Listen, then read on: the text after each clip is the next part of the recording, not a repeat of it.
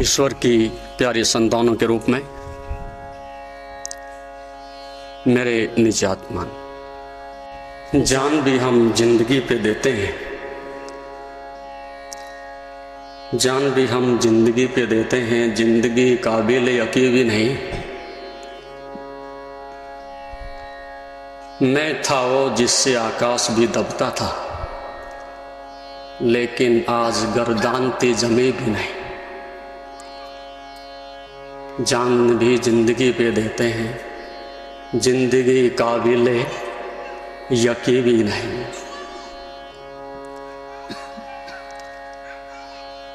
यदि जीवन से विश्वास हट जाए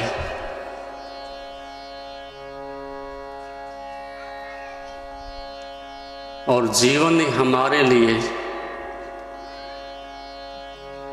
हमारा शत्रु बन जाए,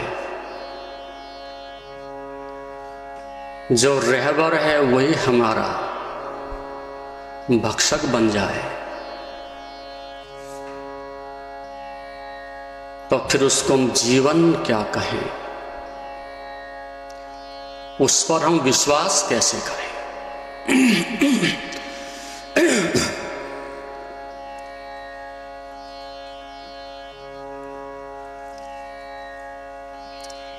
जीवन पर हमारा कोई विश्वास नहीं, जीवन पर हमारा कोई भरोसा नहीं। क्यों? कभी शायद सोचा नहीं होगा आपने, लेकिन सोचने के लिए मैं विवश करूंगा। जीवन पर भरोसा नहीं, विश्वास नहीं, यकीन नहीं, जीवन पर श्रद्धा नहीं। क्यों नहीं? क्योंकि ये जीवन आपका नहीं। इस जीने का अधिकार इस जीवन को आपके पास नहीं।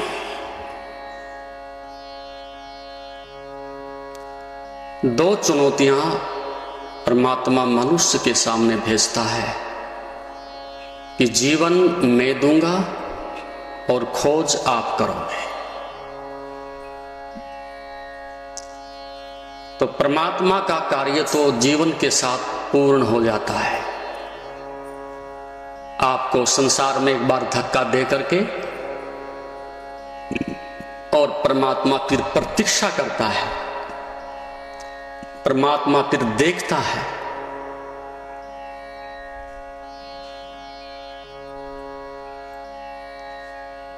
और उसके लिए एक चुनौती पेश करके कि मेरे पास तभी आ सकते हो कि जब जीवन को खोज लो, उसके पहले नहीं।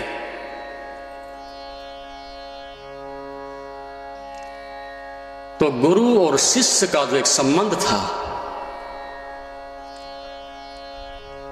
ये एक जीवन की खोज को पूरा करने का संबंध था। ये बात पौधों में, जानवरों में, पक्षियों में और मनुष्यों में नहीं उठाई जा सकती। ये जीवन का अंतिम प्रश्न है, जीवन क्या है। और इसका उत्तर देने के लिए समाज में एक व्यवस्था होती थी जिसको हम गुरु कहते थे। लेकिन ये आग लगना, ये विवेक जगना, ये भाव पैदा होना, ये जानने की कोशिश करना कि आखिर ये जीवन है क्या।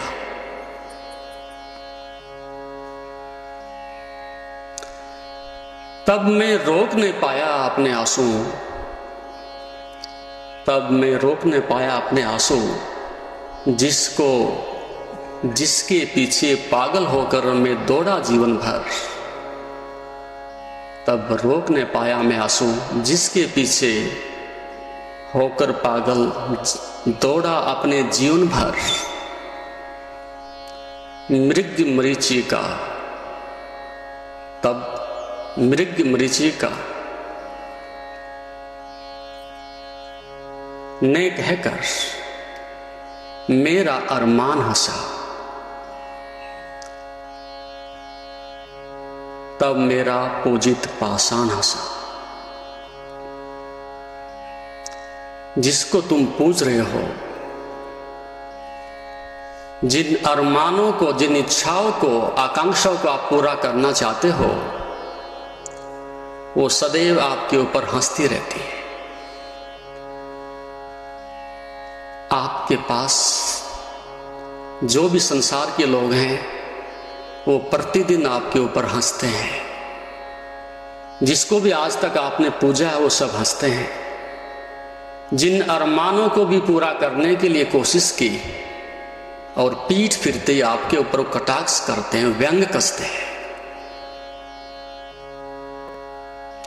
क्यों? क्योंकि आप उसको नहीं भोग पाए, आप उसको अपने पास नहीं लाए, अपितु उसी ने आपको अपने पास लाने के लिए आपको एक दास बना करके, गुलाम बना करके वापिस भेजा है। प्रत्येक इच्छा, प्रत्येक महत्वाकांक्षा हमारे ऊपर सदैव हंसती है, क्योंकि प्रत्येक इच्छा के साथ आप असफल होते हो, प्रत्येक महत्वाकांक्षा के साथ आप असफल होते हो। और जब आपकी पीठ फिरती है तो इच्छा आपके ऊपर खिलखिला के हंसती है कि तुम्हारे जैसे योद्धा, वीर, ज्ञानी, ध्यानी बहुत आए और वो सदैव मेरे से परास्त होकर के लौटे। इच्छाओं से कौन जीता? वासनाओं से कौन जीता? लोभ से कौन जीता? अहंकार से कौन जीता? रोज रोज आप नतमस्तक होते हो, घुटने टेकते हो, उनके द्वार से पराजित होकर के लौटते हो। चाहे आप राजा हो या तथाकथित फकीर हो, रोज परास्त होते हो अपने ही पाषाण से, अपने ही बनाई हुई इच्छा से,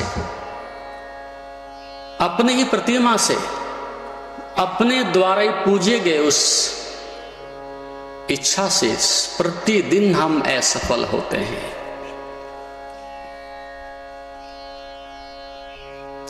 अनंत हैं इच्छाएं, कोई उनका अंत नहीं। तो दो ही चीज अनंत हैं, या तो परमात्मा और या फिर परमात्मा की माया, इच्छा। तो जो इच्छाओं के पीछे भाग रहा है, छाया के पीछे भाग रहा है, मृग मरीचिका के पीछे भाग रहा है, तो उसके ऊपर सारा संसार व्यंग कसता है। तुम्हारी इंद्रियां व्यंग कसती हैं, तुम्हारा मन, तुम्हारा स्वयं उपहास करता है। और फिर भी हम जीवन को जी रहे हैं और जीवन हमारा है, ऐसी यदि भ्रांति पैदा होती है तो वह हमारी मूढ़ता है, हमारी अज्ञानता है। जीवन को जीना, जीवन को अपनी स्वयं की आंखों से देखना, जीवन क्या है इसको जानना, वो मनुष्य के लिए मरघट तक एक चुनौती रहती है। आपकी परिभाषा में जो जीवन है वो आप उससे अच्छी प्रकार से परिचित हैं। क्या है आपके जीवन में? सुबह उठना, ऑफिस जाना, खाना पकाना, भोजन करना, गपशप मारने, टीवी देख लेना, न्यूज पढ़ लेना, और कुछ व्यसन है उनको पूरा कर लेना। सुबह से लेकर के रात्रि तक जो भी कुछ आप करते हैं, एक क्रम से जो रूटीन लाई आपकी है, उसमें से 1% भी ऐसा नहीं जो दिव्य होता हो, जो जीवन का हिस्सा होता हो, जो जीवन की खोज कहलाता हो, जिसमें कोई क्रिएटिव, कोई रचनात्मक कार्य होता हो। इसलिए धीरे धीरे जिंदगी के प्रति हमारी पीठ फिर जाती है और एक बोर्डम पैदा हो जाती है, ऊब पैदा हो जाती है। इसलिए जब कोई मिलता है, भैया क्या कर रहे हो, कि जिंदगी को काट रहे हैं, वो ठीक कह रहा है। हम जिंदगी को जी नहीं रहे हैं, हम जिंदगी को धक्का दे रहे हैं, काट रहे हैं और मृत्यु की प्रतीक्षा कर रहे हैं।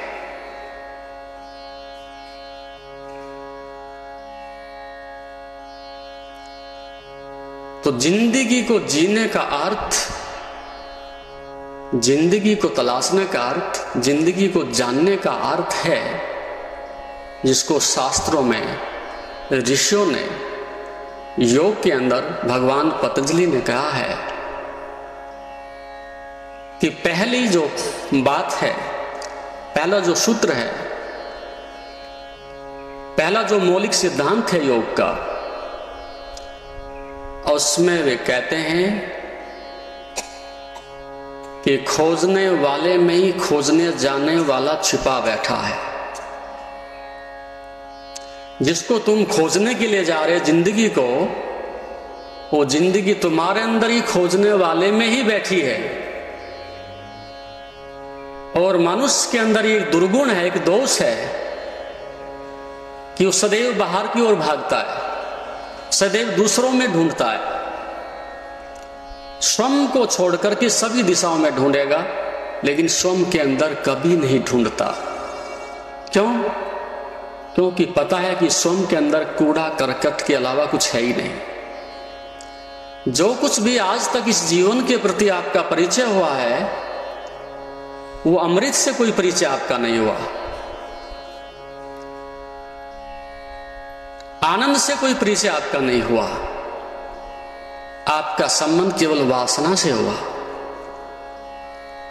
आपका संबंध घृणा से हुआ, आपका संबंध इंद्रियों से हुआ। और जब इंद्रियां धोखा दें तो फिर मन ये परिभाषा, ये गणित आपके अंदर बैठा देता है कि जब पहला कदम ही दुख है तो ये यात्रा ही करनी गलत है। जब इंद्रियां ही धोखा दे रही हैं तो इंद्रियों का जो राजा पीछे कहीं बैठा होगा वो बहुत बड़ा धोखा देने वाला होगा। तो ठहर जाओ, संसार ही अच्छा है उससे। तो कुछ दिखाई नहीं पड़ता, मंजिल पहुंचेंगे कुछ पता नहीं चलता, कोई पहुंच गया ऐसा कोई दिखाई भी नहीं पड़ता, तो फिर जिंदगी काबिल यकीन भी नहीं, इसके ऊपर क्या यकीन करिएगा। और 1 अरब 20 करोड़ 25 करोड़ लोग जो घूम रहे हैं, उसमें से एक आदमी को भी नहीं दिखाई पड़ता कि दिखता है कि जिंदगी जी रहा और उसके पास जिंदगी हो। क्योंकि हम जो भी जितने लोग यहां बैठे हैं, मुखौटे अलग अलग हैं, लेकिन आचरण तो वही है, विचार वही है, विषय वही है, मांग वही है, क्षेत्र वही है। इतना है कि किसी की तिजोरी में थोड़ा पैसे ज्यादा है, किसी के में कम है, लेकिन प्रयास तो यही है कि मेरी में ज्यादा होने चाहिए। हम सबके चेहरे अलग हैं, लेकिन उद्देश्य लगभग सारे वही हैं। तो जब समाज में एक व्यक्ति भी ऐसा जीवंत नहीं मिलता, जीवन को जीने वाला नहीं मिलता, तो फिर जीवन के प्रति जो हमारी एक जानने की प्यास होती है, एक भूख होती है, वो समाप्त हो जाती है। फिर हम श्रेष्ठतम की तलाश करें कैसे? ऐसा हुआ कि महर्षि कश्यप, उनकी पत्नी एक दिन बैठे बैठे विचार करती है कि महर्षि तो महर्षि हैं, पूरा विश्व जानता है, पूरा जगत जानता है उनके ज्ञान को, उनके तत्व ज्ञान को, ब्रह्म ज्ञान को, विवेक को, उनकी प्रतिष्ठा ज्ञान के कारण है, इसलिए सब उनकी पूजा करते हैं। और मैं चाहूंगी कि आने वाले जो संतान है वो उनसे कहीं ज्यादा श्रेष्ठ होनी चाहिए। चाहती तो यहां भी प्रत्येक मां है कि मेरी संतान दूसरों की संतानों से और अपने पति से भी श्रेष्ठ होनी चाहिए, लेकिन दिशा अलग है। महर्षि की पत्नी है तो दिशा ज्ञान की है। और यदि आधुनिक युग में हमारी मां कोई बात सोचेगी और अपनी संतान को श्रेष्ठ देखना चाहेगी, तो उसकी परिभाषा, उसके मापदंड अलग हो जाएंगे। क्या देखेगी मां बच्चे के लिए सपना, वो आप अच्छी प्रकार से जानते हो।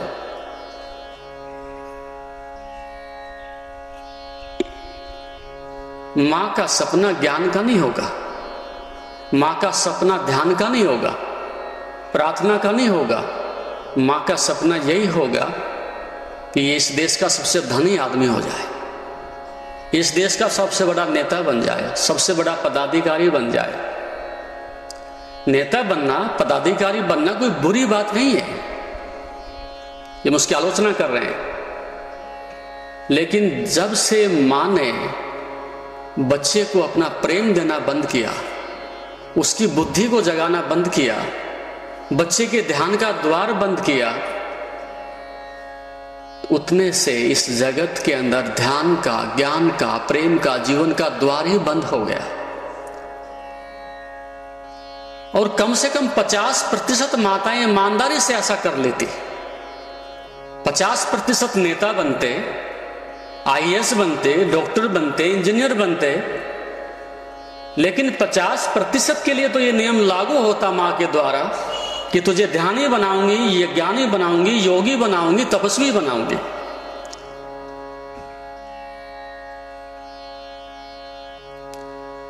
लेकिन ये हो नहीं सका। क्यों नहीं हो सका? इसका कि विज्ञान था हमारे पास।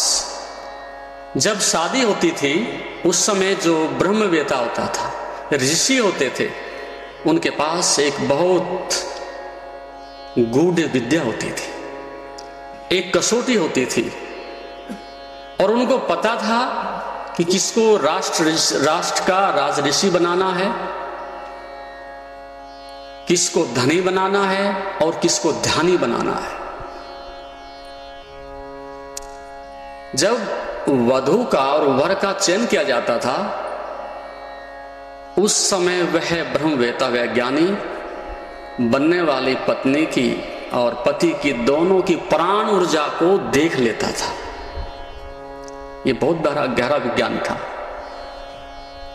यदि प्राण ऊर्जा मध्य में है तो सामान्य संतानें आएंगी, सामान्य जीवन चलाएंगी। यदि प्राण ऊर्जा से थोड़ा उन्नत है तो उसकी बुद्धि अधिक उन्नत होगी और राज्य के कार्यों में सहयोग दे सकेगी। और प्राण ऊर्जा तीसरी आंख के आसपास और अधिक प्रखर हो रही है तो आने वाली संतान जो है ये ऋषि बनेगी, ध्यानी बनेगी, योगी बनेगी, प्रज्ञावान बनेगी। तो जब विवाह संस्कार होता था उसी समय उसी प्रकार का आशीर्वाद दे करके और उनके जीवन को समाज में आगे बढ़ा दिया जाता था। तो उस समय लगभग आंकड़ा यह था कि 50% संतानें तो ऐसी होती थी कि जो जन्म के साथ ही ध्यान के दरवाजे पर दस्तक देती थी। ध्यान उनकी प्यास होती थी, मांग होती थी। लेकिन धीरे धीरे, जैसा मैंने सुबह कहा कि संसार में सबसे अधिक दुर्भाग्यपूर्ण बात यह हुई है कि हमारे बीच में से गुरु खो गया है। गुरु ये चयन करता था, गुरु ये मार्ग दिखाता था, गुरु ये चुनाव करता था, और वो चुनाव ही मंजिल तक ले जाने का कारण बनता था। लेकिन वो बात समाप्त हो गई। तो अब जीवन तो हमारे पास है, लेकिन जीवन की खोलने वाली उसकी जो चाबी है वो खो गई है। उस चाबी को लौटाने के लिए भगवान पतंजलि ने कुछ सूत्र बताए हैं। क्या सूत्र हैं? एक सूत्र आता है कि मैत्री करुणा मुदितो प्रसन्नानाम सुख दुख पुण्य पुण्य भावना तस्सा चित्त प्रसादना।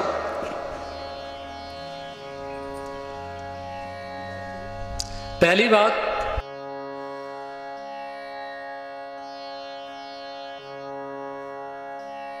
मैत्री।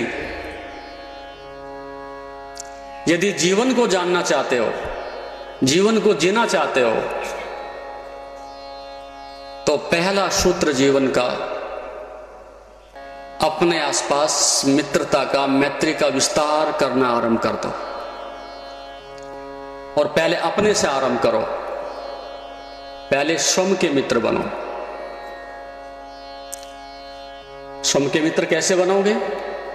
जो जो भी तुम्हारी इंद्रियां मांग करती हैं, जो जो भी तुम्हारी इच्छाएं जगती हैं, और जो जो चीज तुम्हें दूसरे पर निर्भर होने के लिए मजबूर करती है और जिस जिस कर्म से शत्रुता पैदा होती है, उन सब के स्रोत को आप बंद कर दीजिएगा। आप मांगो और दुश्मन बनोगे। आप दूसरे पर निर्भर हो जाओ और अपनी शांति गंवा दोगे। आप इच्छाओं के पीछे भागो और समाज के शत्रु बनोगे।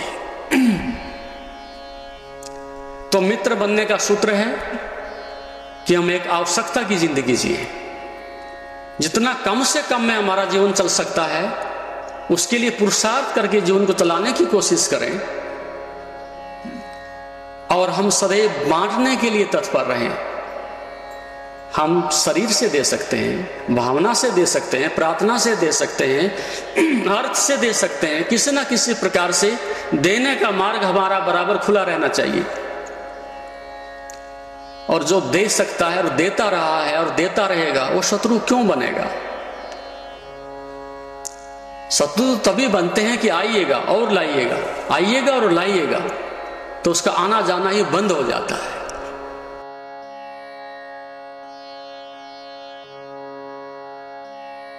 मैं 3 बातें सदैव कहता रहा।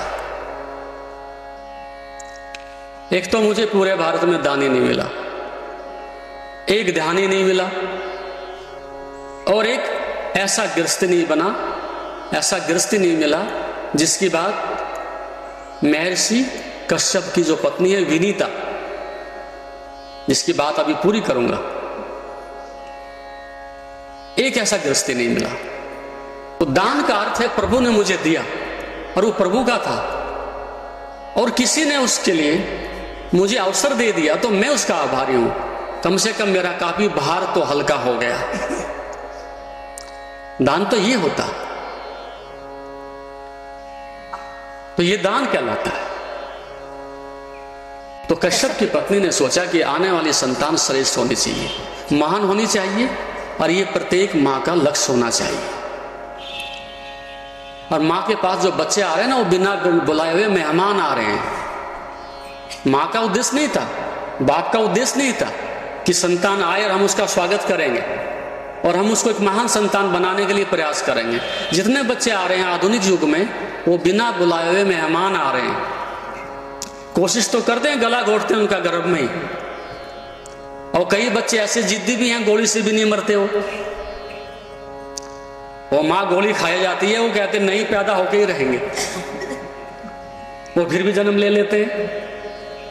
वो जिंदगी भर अपंग रहते हैं, विकृत रहते हैं, दिमाग से, शरीर से, किसी न किसी प्रकार से रोगी रहते हैं। इसलिए अभी आने वाली जो संतान, उसमें से 50% जो हमारे बच्चे अपंग हैं,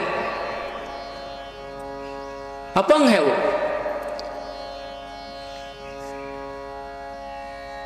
क्यों? क्योंकि उसमें हमारा प्रेम नहीं था, उसमें हमारी आत्मीयता नहीं थी। हमारे लिए झंझट है वो बच्चा। पैदा हो गया तो 2 साल का हुआ नहीं, उसको भेज दो, नर्सरी में भेज दो। झंझट है, दिन भर जो है खिलौने तोड़ता है, घर को गंदा करता है, चींचा करता है, शोर मचाता है, भेजो उसको, निकालो यहां से। और 2 साल का बच्चा, उसको प्रेम नहीं मिलता, दूध नहीं मिलता, आत्मीयता नहीं मिलती, किसी का परिचय नहीं मिलता, वो धाय के पास में पलता है जाकर के। और वहां जब जाके पढ़ता है, और वहां भी कोई प्रेम नहीं करता। वहां कौन प्रेम करता है? बड़ी सी फीस मिल गई, बड़ी गाड़ी मिल गई, बड़ी पुस्तक मिल गई, बड़ी पोशाक मिल गई, बस जाओ, वो भी धक्का दे देते। क्या दुर्दशा है हमारे बच्चों के साथ। माँ ने धक्का दे दिया, अध्यापक ने धक्का दे दिया, और जब सरकार में आता है तो जो अफसर है वो धक्का दे देता है, वो धमकी देता है रोज। तो अंत में फिर सुसाइड करना पड़ता है। तो हमारे लिए जीवन के तो द्वार सारे बंद हैं। प्रेम के द्वार बंद हैं, श्रद्धा के द्वार बंद हैं, सेवा के द्वार बंद हैं। तो फिर हम जीवन को जिएंगे कैसे? हम जीवन को जानेंगे कहां से?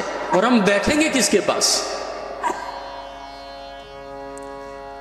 तो जिंदगी काबिल यकीन भी नहीं, फिर क्या यकीन करेंगे हम जिंदगी के ऊपर? जब जिंदगी हमें धोखा देने के लिए सिद्ध कर दे, तो फिर जिंदगी को जिएंगे कैसे?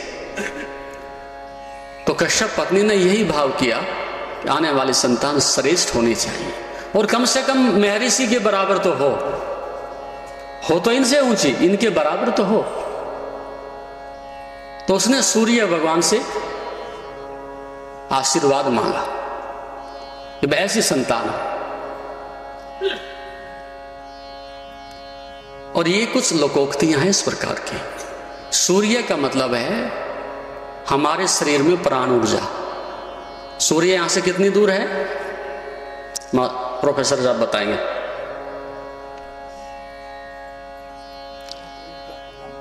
जी नहीं, ज्यादा है इसके। जी ज्यादा है भैया, सही बताओ कोई। 8 मिनट में सूरज की किरण पृथ्वी तक पहुंचती है और 1 सेकंड में 1,86,000 मील की गति से चलते हैं किरणें। अब बताओ कितना हुआ। हाँ जी, हाँ जी, 15 करोड़ के आसपास बनता है। हाँ जी, तो इतनी दूरी पर सूर्य है और वहां से प्राण ऊर्जा आपके शरीर में प्रविष्ट होती है और उसके ऊपर ही निर्भर करता है कि आपका जीवन जब जन्म होता है क्या बनेगा, कैसे बनेगा, कितनी आयु होगी, कितना अच्छा स्वास्थ्य होगा, कितनी अच्छी बुद्धि होगी, वो सारा उस प्राण ऊर्जा पर ही निर्भर करता है। तो इस प्रकार का विज्ञान रहा तो सूर्य से पुत्र मांगा, उस प्राण ऊर्जा को उन्नत करने के सूत्र खोजे और प्राण ऊर्जा को इतना उन्नत किया कि जब संतान गर्भ में आई है तो बाप का जो ब्रह्मचर्य है, ऋषि का जो ब्रह्मचर्य है, जो तेज है, वो प्राण ऊर्जा के माध्यम से प्रविष्ट हुआ। लेकिन वो हम साइंटिफिक बेस पर ना सोच करके उसको उस प्रकार से कह देते हैं। वैसे तो संतानें सारी ही सूरज की हैं। यदि सूरज वहां पर अस्त हो जाए, आज ही खत्म हो जाए, अपनी सारी किरणों को सिमेट ले, तो तत्क्षण सारी पृथ्वी समाप्त हो जाएगी, कोई जीवन नहीं बचेगा यहां। तो इस प्रकार से उनको आशीर्वाद प्राप्त हुआ और कहते हैं इनको जो है सूर्य भगवान ने कंडाणु दे दिया, एक ओम दे दिया, कंडा दे दिया कि इसको रखिएगा और इसमें से पुत्र निकलेगा। और वो माँ ने उसका प्रतीक्षा की, 9 महीने हो गए और अंडे में से कुछ भी नहीं निकला। वो घबराहट पैदा हुई। साल भर हो गया, 2 हो गया, 3 हो गए, 5 हो गए, 20 वर्ष हो गए, रखा हो ऐसे ही, धीरे धीरे बढ़ रहा है। और वो कश्यप की पत्नी ने विनीता ने सोचा कि ये तो क्या हुआ, मेरा तो बुढ़ापा आ गया। और संतान होती है कि बुढ़ापे में हमारी सेवा करेगी, हमें उसका यश मिलेगा, कीर्ति मिलेगी और ऋषि बनेगा, मैं ऋषि बनेगा, कब बनेगा और कब मैं देखूंगी। तो उसने जो है उस अंडे को तोड़ दिया और तोड़ने के बाद जो संतान निकली उसका नाम अरुण था। अरुण कहते हैं जो सूर्य की पहली किरण आती है। वो सारथी, सूरज का सारथी बना अरुण, जो पृथ्वी तक किरणें लेकर के आता है। तो बेटा मां के ऊपर कुपित हो गया, क्रोधित हो गया। उसने क्या, बताओ कि तुमने इसको, मेरे जीवन को बीच में क्यों रोक दिया। जब आप ये चाहती थी कि विश्व की बड़ी संतान बने, मेरी से भी बड़ी संतान बने, तो आपको मेरे इस जीवन को बीच में तोड़ना नहीं चाहिए था। आप प्रतीक्षा करते। यदि महान संतान चाहते हो तो प्रतीक्षा करते। इसी प्रकार से हमारा जीवन है। यदि हम श्रेष्ठ जीवन चाहते हैं तो उसकी कीमत भी हमें चुकानी पड़ेगी। लेकिन जब कीमत चुकाने की बात आती है तब हम अपने को पीछे कर लेते हैं। तो इसका क्या अर्थ हुआ कि हम जीवन को कीमत देना नहीं चाहते, हम जीवन को श्रेष्ठतम अवस्था में रखना नहीं चाहते। और ये कीमत आप जो जीवन की देना नहीं चाहते, परमात्मा की भी कोई कीमत देना नहीं चाहते। जब जीवन की कीमत नहीं दे सकते तो परमात्मा की कहां से कीमत चुकाओगे। इसलिए परमात्मा की खोज भी बंद है, जीवन की खोज भी बंद है। तो फिर किसकी खोज है? फिर मौत की खोज बची है। तो हम अधिक से अधिक कुछ नहीं करते, एक मौत की ओर अग्रसर हो रहे हैं और मौत के मुंह में हम बराबर धीरे धीरे आगे बढ़ रहे हैं। जीवन जैसा कुछ भी हो तो बताइएगा। कोई उत्सव होता है, कोई संगीत होता है, कोई शांति होती है, कोई त्याग भाव होता है, कुछ भी नहीं होता, केवल छीना झपटी है चारों तरफ से, तो उसको हम जीवन नहीं कह सकते। तो जीवन का जो सूत्र है मैत्री, एक मैत्री का भाव, मित्रता का भाव, दूसरी बात करुणा का भाव। कहां से लाओगे करुणा? किसी दुखी आदमी के प्रति करुणा का भाव पैदा होना, पहले तो बात तुम ही दुखी हो, दूसरे के ऊपर क्या करुणा करोगे? हम ही गरीब हैं, हम स्वयं दुखी हैं, हम स्वयं अपंग हैं, तो दूसरे के ऊपर हम क्या करुणा करेंगे? तो करुणा का अर्थ तो ये होता है कि जिसके पास कुछ भर गया अंदर से, जिसके अंदर से प्रेम ऊपर तक भरा हुआ है, वो व्यक्ति दूसरे के ऊपर करुणा कर सकता है। और हमारे पास करुणा है नहीं, तो गरीब को हम क्या देंगे? करुणा हम क्या करेंगे? तो वो द्वार बिल्कुल करुणा का भी बंद है। तीसरा है मुदित। जो पुण्य आत्माएं हैं, श्रेष्ठ आत्माएं हैं, पुरुषार्थी लोग हैं, विद्वान हैं, साइंटिस्ट हैं, योगी हैं, जिन्होंने पुरुषार्थ करके जीवन को बहुत ऊंचा उठाया है, उनकी शरण में जाकर के, चरणों में जाकर के उनसे हम ज्ञान प्राप्त कर सकें, तो ये मुदित होता है। उनके चरणों में जाके हम सुख आनंद प्राप्त कर सकें, उनके अनुभव को हम ले सकें। लेकिन अहंकार हमें वहां भी नहीं जाने देता, महान पुरुषों से सीखने नहीं देता। और चौथी बात कहते हैं उपेक्षा।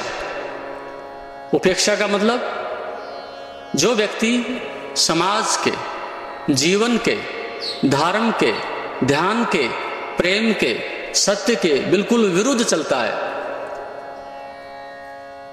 ऐसे व्यक्ति से भगवान पतंजलि कहते हैं कि उपेक्षा करना ठीक है। क्योंकि लड़के आप उसे नहीं हरा सकते, बंदूक की नोक पर आप नहीं बदल सकते, उसको पैर पकड़ो, पूजा करो तो नहीं बदल सकते। तो उससे एक ही उपाय बचता है कि नमो नारायण, दूर से हम नमस्ते कर लें। वो उपेक्षा ही उसके लिए श्रेष्ठतम है।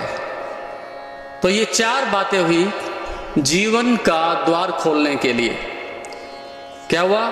मित्रता, मैत्री, करुणा का भाव। जहां आपको लगता है कि मेरे पास प्रभु ने मुझे पैसा दिया है, बुद्धि दी है, बल दिया है, कोई भी ज्ञान दिया है, तो मैं उसको गरीबों के लिए, दुखी लोगों के लिए, जिनको आवश्यकता है उनके लिए मैं उसको उपयोग में ला सकूं। और यदि हम इस प्रकार से प्रत्येक आदमी सोच ले कि जो मुझे दिया है और मेरा कर्तव्य बनता है कि जिनको आवश्यकता है उनके पास तक पहुंचा दूं, तो सारे संसार में आज ही भूखमरी, गरीबी, बीमारी, दरिद्रता सब समाप्त हो सकती है,